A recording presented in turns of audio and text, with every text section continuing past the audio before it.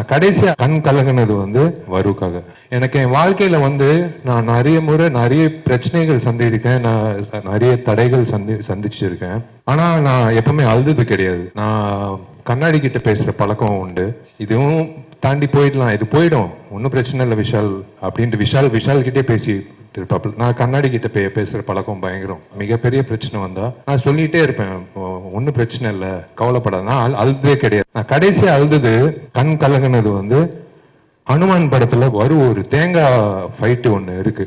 அந்த கிளாப்ஸ் வந்து ஒரு வீடியோ அனுப்பிச்சாங்க. நான் அன்னைக்கு கண் கலங்கினேன் வருக்காக. இந்த இண்டஸ்ட்ரியில வந்து only 20% make it, 80% are trying to make it. ரொம்ப ஆவலா காத்துட்டு இருக்காங்க ஒரு ஆப்பர்ச்சுனிட்டி. அந்த வகையில வரு வந்து நாளே கிடையாது, நான் பார்த்திருக்கேன். She always wanted to become an actress. இன்னைக்கு வந்து such a busy actress in Telugu and அந்த ஹனுமான்ல ஒரு ஃபைட்ல வந்து அந்த ஆடியன்ஸ் ரியாக்ஷன் வரும்போது நான் இன்னைக்கு தான் கண் கலங்கினேன். எனக்கு அவ்வளவு சந்தோஷமா இருந்தது வருக்காக. I am so happy for Varu, both her professional life and her personal life. I'm happy. Congratulations to her. நான் மெசேஜ் அனுப்பிச்சிட்டேன். I spoke to அவங்க அம்மா வந்து என்னோட அம்மா மாதிரி. She treats me like a son.